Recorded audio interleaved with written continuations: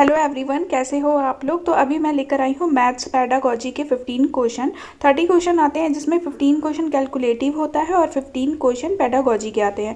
तो मैं यहाँ पे 15 क्वेश्चन पेडागॉजी के डिस्कस करने जा रही हूँ। तो वीडियो एंड तक देखिएगा, आपके लिए बहुत ज़्यादा इंपॉर्टेंट होने वाला है वीडियो को। आज मैंने MCQ का एक वीडियो डाला है जिसमें CDP के MCQ एंड हिंदी के MCQ डिस्कस किए हैं, वो भी वीडियो जाके देख सकते हो। तो चलिए वीडियो को स्टार्ट करते हैं। एक अध्यापक कक्षा शिक्षण में किस उद्देश्य को प्राप्त करता है। तो एक अध्यापक कक्षा शिक्षण में ज्ञानात्मक, भावात्मक या मान संचालक किस उद्देश्य को प्राप्त करता है। तो एक अध्यापक ज्ञान तो देता ही है और वो भावों के साथ स्टूडेंट के साथ भी जुड़ता है। तो क्या बोलेंगे, यह सभी, एक अध्यापक कक्षा शिक्षण में यह सभी उद्देश्यों को प्राप्त करता है। तो इसका राइट आंसर क्या हो जाएगा, डी। सेकंड क्वेश्चन है, गणित सार संग्रह के लेखक कौन है। तो गणित सार संग्रह के लेखक कौन है, आर्यभट्ट, भास्कराचार्य, महावीराचार्य या ब्रह्मगुप्त। तो गणित सार संग्रह के लेखक है महावीराचार्य। थर्ड क्वेश्चन है, एक अच्छा गणितज्ञ होने के लिए क्या जरूरी होता है। सवालों के उत्तर देने की टेक्निक में निपुणता, अधिकतर सूत्रों को याद करना, बहुत जल्दी सवालों को हल करना या सभी अवधारणाओं को समझना, लागू करना और उनमें संबंध स्थापित करना। सवालों के उत्तर देने की टेक्निक में निपुणता, ये एक तरह से सही है बट इसको हम पूरी तरह से सही नहीं बोल सकते। अधिकतर सूत्रों को याद करना, ये गलत हो जाएगा। बहुत जल्दी सवालों को हल करना, ये भी नहीं। सभी अवधारणाओं को समझना, लागू करना और उनमें संबंध स्थापित करना, तो ऑप्शन डी हमारा सही हो जाएगा। क्वेश्चन 4 है, आकृतियों के निम्नलिखित पहलुओं में से किसका प्राथमिक स्तर से कोई संबंध नहीं है।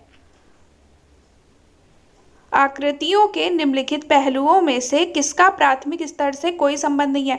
तो कौन प्राथमिक स्तर में मतलब नहीं रखता, मतलब प्राथमिक स्तर में किसका यूज नहीं होता। तो कोण का, कोण वगैरह बड़ी कक्षाओं में सिखाए जाते हैं बच्चों को, ना कि प्राथमिक स्तर से, है ना। गणित से डरने और उसमें फेल होने के लिए निम्नलिखित में से किसे एक कारण नहीं माना जा सकता। कक्षा के अनुभव, प्रतीकात्मक संकेत, गणित की संरचना या लैंगिक भेद। तो लैंगिक भेद को गणित से डरने और उसमें फेल होने के लिए कारण नहीं माना जा सकता। क्वेश्चन है, प्राथमिक स्तर पर गणित की पहेलियां क्या मदद करती हैं। क्लास के प्रतिभा संपन्न विद्यार्थियों को पहचानने में, विद्यार्थियों को मनोरंजन प्रदान करने में, समस्या सुलझाने के कौशलों को परखने में, समस्या सुलझाने के प्रतिभा को प्रोत्साहित करने में। तो इसका राइट आंसर क्या हो जाएगा, प्राथमिक स्तर पर गणित की पहेलियां समस्या सुलझाने के प्रतिभा को प्रोत्साहित करती हैं। गणितीय संचारण का उल्लेख करता है गणितीय विचारों को समाहित एवं संगठित करने की क्षमता, समस्याओं को सुलझाने की क्षमता, गणित प्रश्नोत्तरी में भाग लेने की प्रतिभा, गणित के कक्ष में बोलने की क्षमता। तो गणितीय संचारण क्या उल्लेख करता है, गणितीय विचारों को समाहित एवं संगठित करने की क्षमता। क्वेश्चन है, यदि एक शिक्षार्थी पूर्णांकों, भिन्नों और दशमलव संख्याओं पर चारों आधारभूत संक्रियाएं संपन्न करने में समर्थ है तो वह कौन सी अवस्था में है।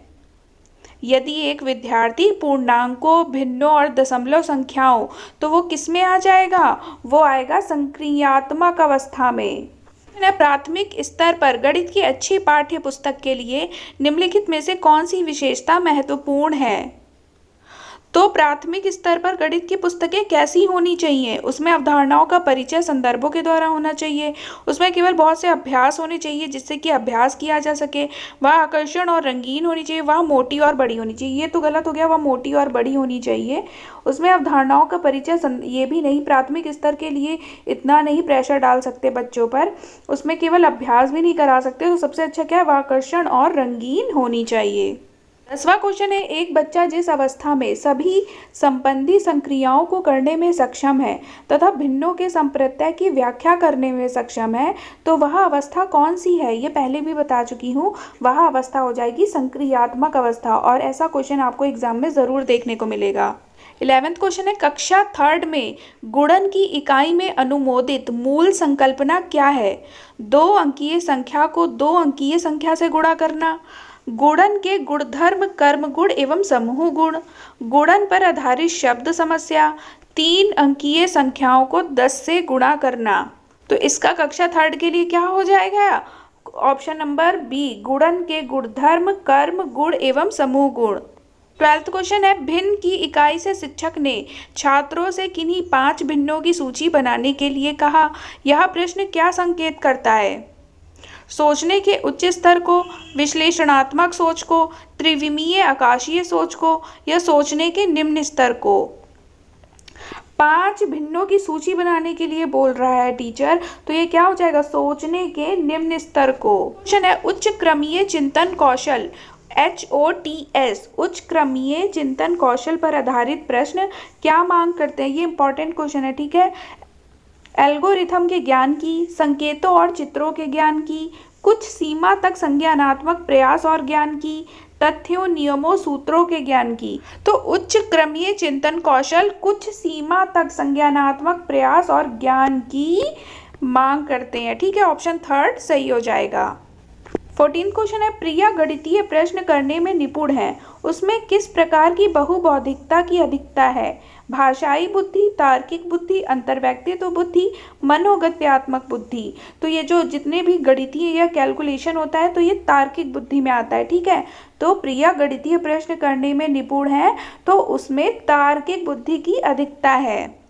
15 क्वेश्चन है, एल्गोरिदम बच्चों में नहीं विकसित कर सकते। एल्गोरिदम में क्या होता है? ज्ञान तो बढ़ता है, तर्क की समझ भी आती है और सूत्र भी होते हैं, लेकिन रटना नहीं होता इसमें, ठीक है। तो ये था 15 क्वेश्चन पेडागोजी के। और अब चलिए कल मिलते हैं। उम्मीद है वीडियो पसंद आई होगी। लाइक शेयर एंड सब्सक्राइब कर दीजिएगा चैनल को। Thank you so much.